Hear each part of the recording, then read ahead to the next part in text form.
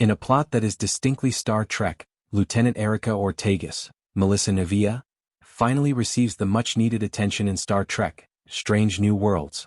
Strange New Worlds returns to its roots with Terrarium, a straightforward plot that is reminiscent of some of Star Trek's most acclaimed episodes, following a contentious comedy episode last week.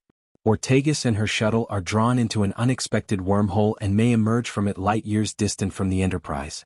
While Ensign Nyota Uhura Celia Rose Gooding frantically looks for ways to save her companion, Captain Christopher Pike Anson Mount refuses to abandon one of his officers. On the barren moon where her shuttlecraft crashed, Erica quickly learns she's not alone.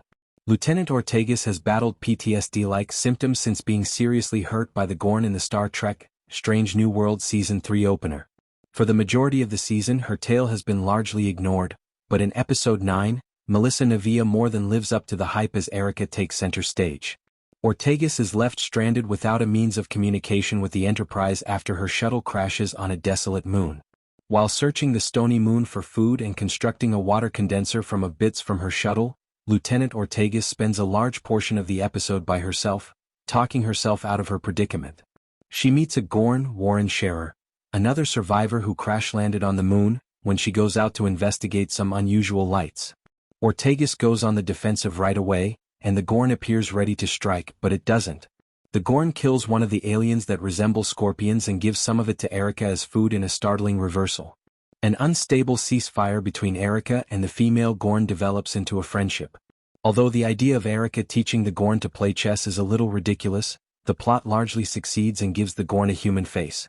Terrarium is reminiscent of the Gorn's first appearance in Arena, an episode from Star Trek, the original series, and The Enemy, and Darmok, 2 episodes from Star Trek, The Next Generation.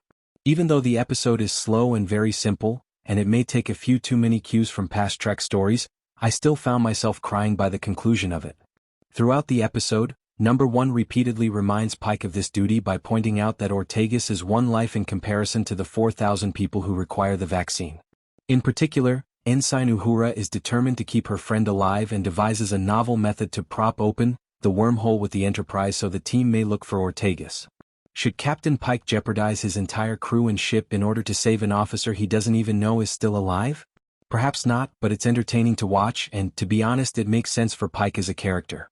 He waits until the very last minute before canceling the rescue attempt, and he never abandons a crew member. Since their initial debut in Star Trek, the original series, the Gorn have already undergone tremendous change in Star Trek, Strange New Worlds, although Terrarium offers a good explanation for why. The Gorn is killed before Erica can object when Lieutenant Lon Noonien Christina Chung, promptly marks them as an enemy when she and her landing party arrive on the moon. The Gorn, whom Erica has come to consider a friend, ends abruptly, but I like that the episode didn't hold back. Everything freezes around Ortegas as she rages at the injustice of it all, and an odd creature emerges.